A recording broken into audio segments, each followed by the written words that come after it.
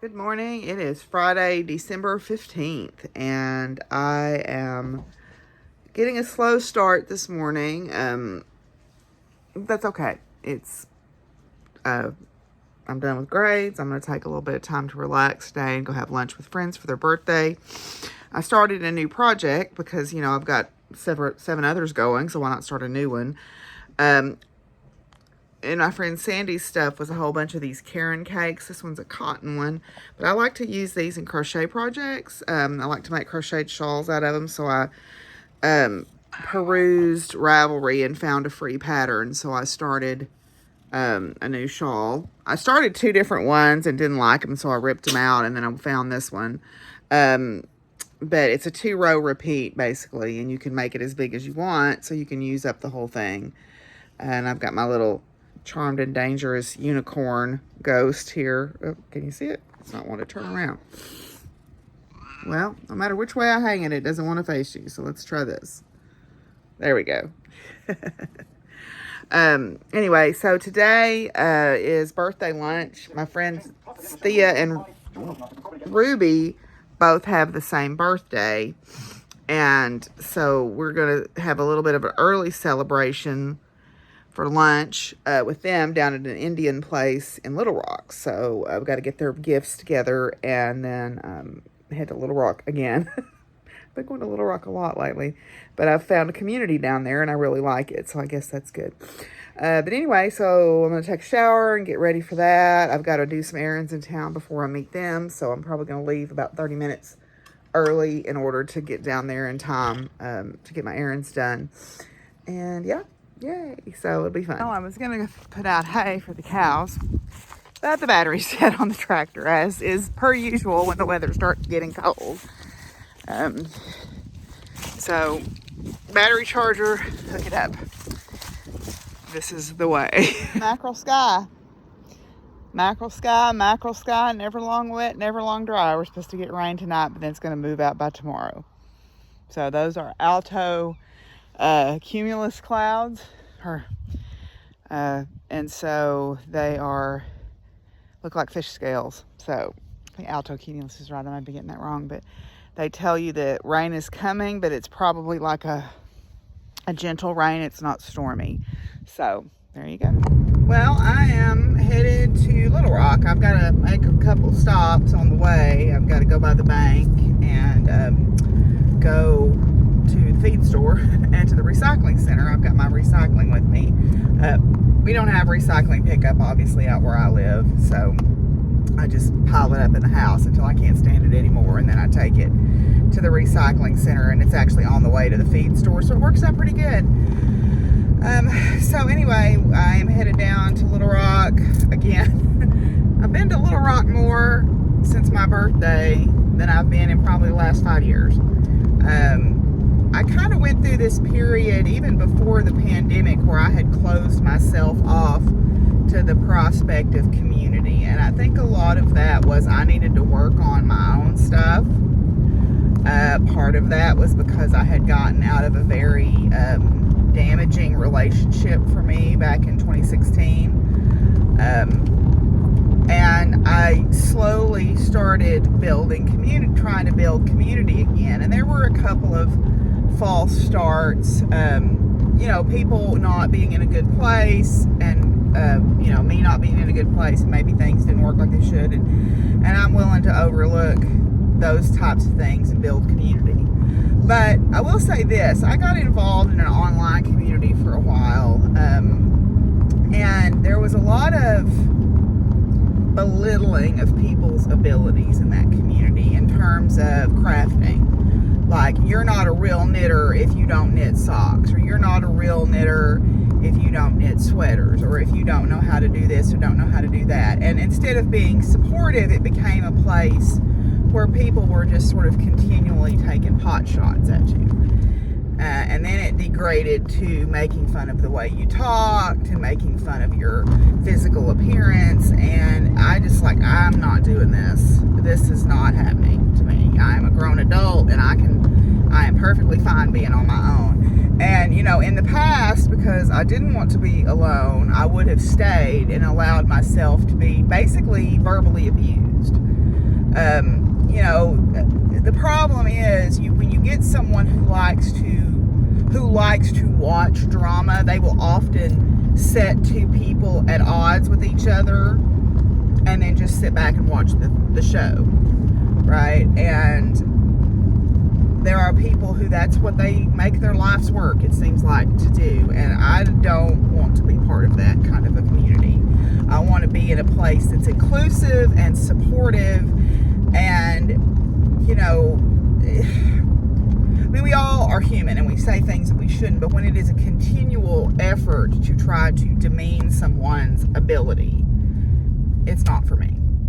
So, and I find there tends to be a lot of that kind of behavior in some of these online groups, whether it's crafting or paganism or crystals and rocks or whatever. It's like you ask a question and people just are waiting to dogpile on you, or you show something that you're proud of and people pick it apart, you know.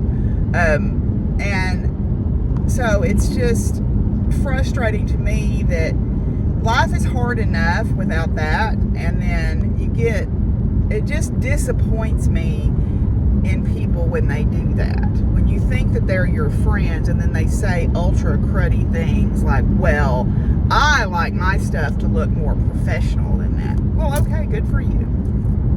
Go on. And it really gave me a bad taste in my mouth about community for a while, so I just kind of shut myself down. And then the pandemic happened and I was already pretty isolated. I wasn't really going and doing much with people. I wasn't dating anyone. I didn't really have a group of friends that I regularly went and did anything with, so I just kind of stayed home a lot. I went to the barn, but unfortunately that's not really a friend group. That's a lot of young people and their parents, and they would come, but it wasn't a social group, it was an educational experience. And because my worldviews and theirs did not align closely, or really at all in some cases, they did not want a friendship with me. So, you know, my evolution has been such that I came out of the pandemic realizing that a couple of things. I'm tired of waiting to pursue these things, like I wanted to write the book and wanted to do these things. I'm tired of waiting for that. I decided that I would try to say yes instead of no to invitations, at least if they looked like they were something I would be interested in. You know, but I would say no instead of yes to obligation. Like if someone tried to volunteer me to do something at work, for example, I'm like, no, I don't want to do that. That's not for me. And that was scary at first. I'm not going to lie. That first few times I said no, I was like waiting on, I don't know what, waiting on the floor to open up and swallow me, waiting on them to come kick me out of my office. I don't know, but it gets easier. And I said yes to some things that I would not normally say yes to, going to play Dungeons and Dragons or going to these tea and tarot meetups. And I've made a group of friends that we are around the same age. We have common interests. You know, they want to do things socially, which is nice. I put myself back out in the dating world, which is something I said I wasn't going to do. But I kind of, my therapist kind of said, well, you know, if you want to meet somebody, the only way you're going to meet them is to put yourself out there. And so what I did was I gave myself a month. I was very blunt on my profile. I was basically like, if you voted for Trump, you don't need to bother. If you don't support Black Lives Matter, if you don't think water is life, if you don't think science is real, if you don't think that trans rights are human rights, and you don't think that love is love, then you're not the person for me, because I believe in all those things. So that narrowed down the pool. As you can imagine, where I live, that narrowed down the pool significantly. But I did meet some people, and I made some friends, and then I met Joel pretty much right away. And it was kind of weird because he and I have moved in the same circles for a long time, and we have a lot of mutual friends. But because our relationship is atypical, well, I mean, it's not that atypical, but it is unusual from what is mainstream.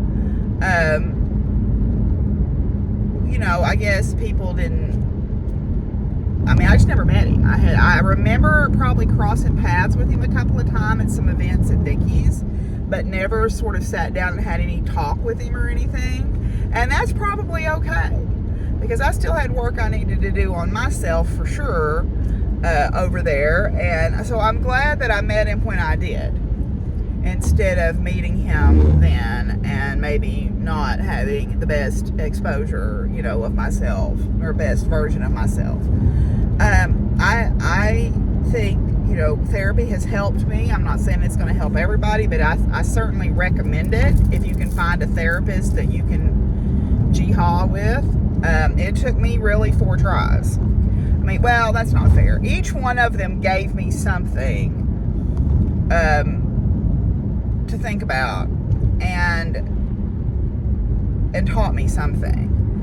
But the person who is most closely aligned with my worldview is who I go to now, and they are able to holistically incorporate all the things I believe in. So I'm a big proponent of that, and I think everyone should have access to mental health care and health care, because as a society that just makes us better. But you know, that's a Christmas wish, I guess. So anyway, I am headed into town here to run my errands, and then I'm gonna go, as I said, I'm gonna go by the bank. I'm gonna go buy recycling, go get feed, because I have to give Baxter special cat food, and they had it ordered but it hadn't come in yet, so I need to stop and get that. And then we're gonna go eat at Taj Mahal Indian restaurant in Little Rock. So yay.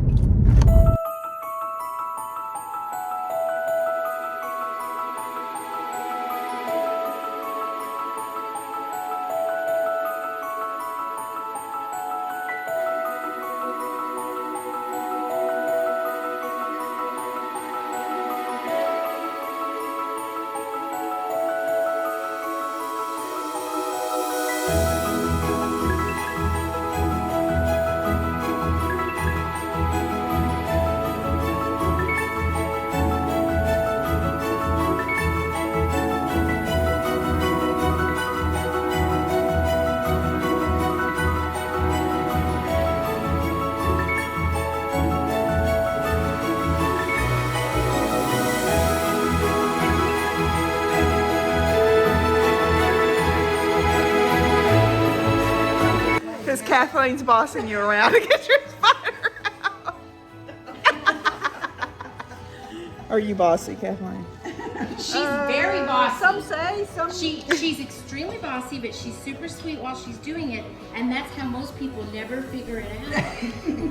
As opposed to me, because I'm bitchy when I'm doing it. She's bitchy bossy. I'm just bossy. So where am I supposed to put this? I don't know. Sweetie bossy and bitchy bossy.